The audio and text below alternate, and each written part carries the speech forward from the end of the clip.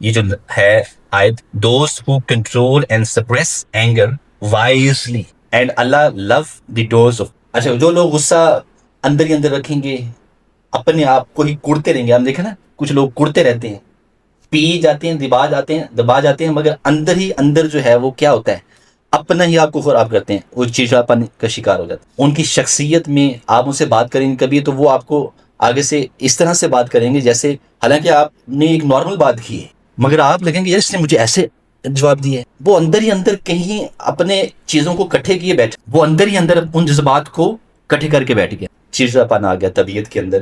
اس لیے واصف علیہ رحمہ ان کا ایک جملہ ہے، کم ظرف کا غصہ اسے کھا جاتا ہے، اعلیٰ ظرف کا غصہ اسے بڑھا جاتا ہے.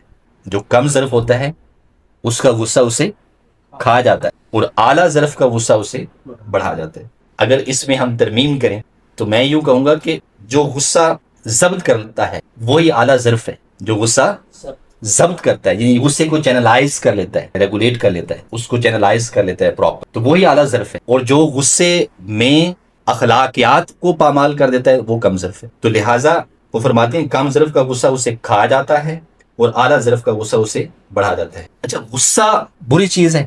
غصہ آنا بولیے نیچرل ہے نا؟ کیا ہے؟ اینگر پہ ہم بات کر رہے ہیں ابھی، جو دو ٹاپ کے ایموشن ہے. اینگر، لو پہ تو آپ نے باتیں سنی ہوئی ہیں، لو پہ چلے گئے تو کسی اور طرح ہم نکل جائیں گے، لیکن میں کروں گا تھوڑی سی بات. تو غصہ بری چیز تو ایک فطری چیز ہے نا. اچھا، غصہ کب آتا ہے؟ جب انسان بے عزتی محسوس کرے، ناانصافی کہیں دیکھتا ہے اپنے ساتھ معاشرے میں، یا کوئی خطرہ محسوس کرے تب غصہ آتا ہے، یا اس کی خواہش کے کچھ خلاف ہو تب غصہ آتا ہے. تو سائنٹیفکلی ہمارے مائنڈ سے ایک ہارمون ایکٹیو ہو جاتا ہے، اے ایم وائی. اس ہارمون کو ہم کہتے ہیں A M Y G B A L, amygdala. یہ اس کی ایگزیکٹ پروننسیشن کے لیے معذرت خواہ ہوں چونکہ ہم میڈیکل کے لوگ تو نہیں ہیں. تو امک ڈالا یا جو بھی اس کی ایگزیکٹ پروننسیشن ہے، یہ ایک دماغ کا ایک حصہ ہے، ہمارے دماغ کا ایک حصہ ہے. یہ بادام کی شکل کا ہوتا ہے. آپ تھوڑی سی اس پہ جا کے گوگل پہ اس کو ذرا سرچ کریں گے نا، یہ میں نے اسپیل اس کے لکھ دیے ہیں، A M Y G D A L A, amygdala. یہ بادام کی شکل کا ہوتا ہے اور یہ دماغ کا ایک کیا ہے، ہمارے پارٹ ہے، حصہ ہے. جیسے ہی آپ کی انسلٹ ہوئی یہ ایکٹیو ہو جاتا ہے، دماغ کا یہ پارٹ کیا ہو جاتا ہے، ایکٹیو. اس سے پہلے یہ ڈسکنیکٹ. جیسے ہی آپ کی انسلٹ ہوئی، ٹیچر نے کچھ کہہ دیا، ٹیچر نے آپ کو ایبسینٹ لگا دی، ٹیچر نے آپ کو تھوڑا سا کچھ کہہ دیا، یا کوئی خواہش کے خلاف کوئی آپ کے کام ہو گئے، تو کیا ہوا، امیک ڈیلا کیا ہو گیا، ایکٹیو ہو گیا. اچھا، ایکٹیو ہو کے اس نے دو ہارمونز پیدا کیے. اب وہ دو ہارمونز کے بھی نیم ہیں، دو ہارمونز. ایک ہارمون ہے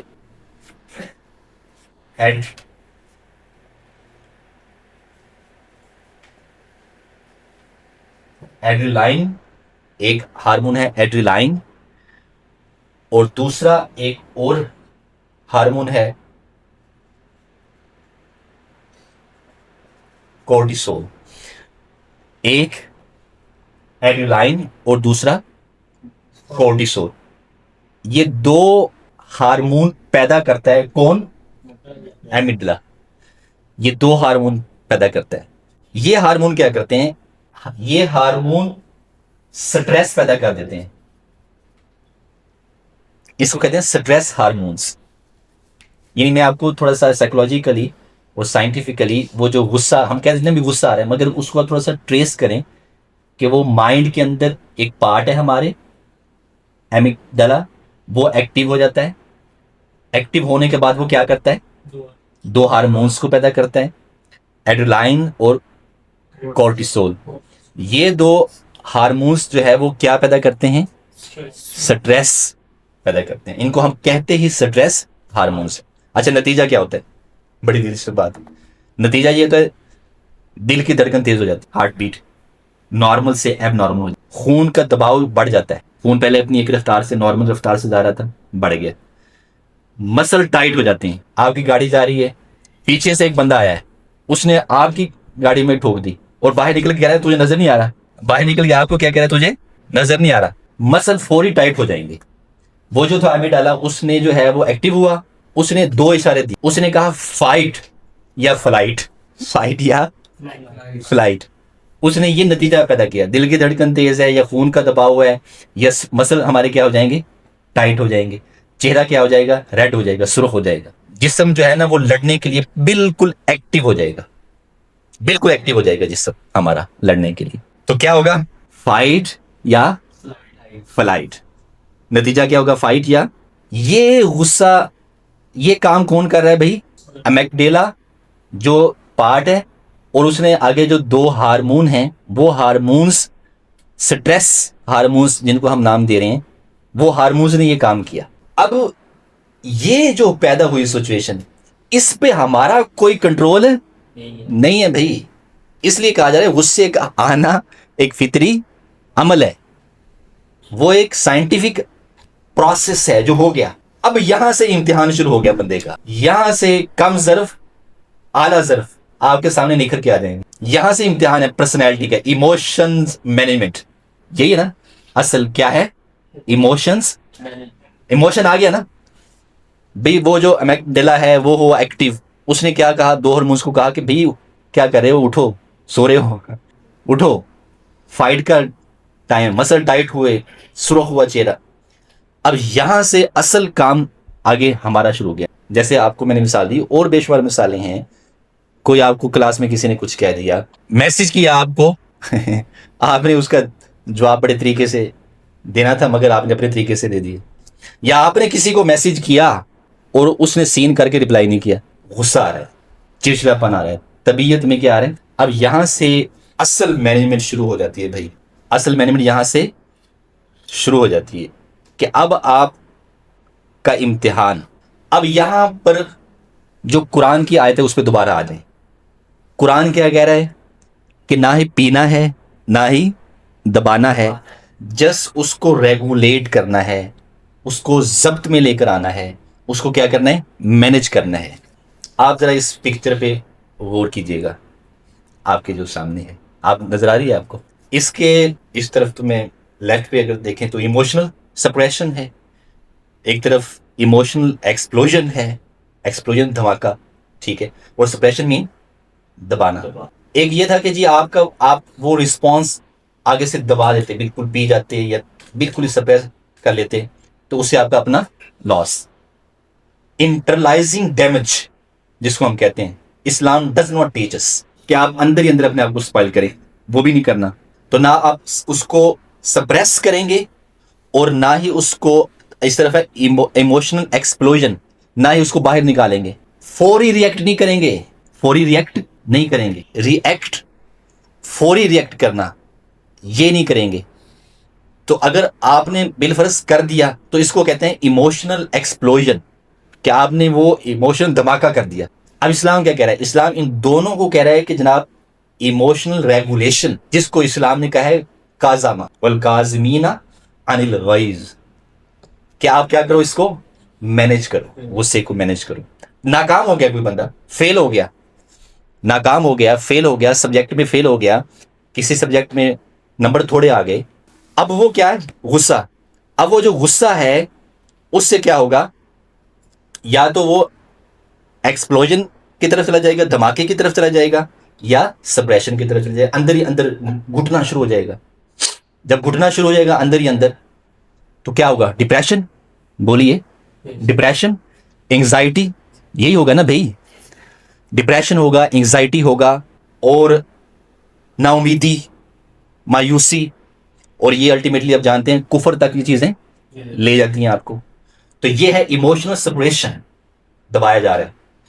اور ایموشنل ایکسپلوژن کیا آپ نے, نمبر کم آئے, آپ جا کے ٹیچر کو سیدھے ہو گئے, آپ نے ٹیچر سے لڑائی کر لی. ایک صورتحال, ایک صورتحال یہ کہ آپ نے جا کے وہ ڈگری ہی چھوڑ دی, دھماکہ, ڈگری ہی چھوڑ دی, آپ ڈراپس میسج ڈراپ کر کے بیٹھ گئے. یعنی کہ اب کیا ہوا کہ آپ نے اپنے آپ کو نقصان پہنچا لیا, دھماکہ کر دیا. اسلام کیا کہتے ہیں, اسلام کہتے ہیں نو, اس کو کیا کرو, ریگولائز کرو. اور ریگولائز کیسے کرو کہ Islam teach the precise centre wise containment and management, کہ آپ اس کو مینج کرو.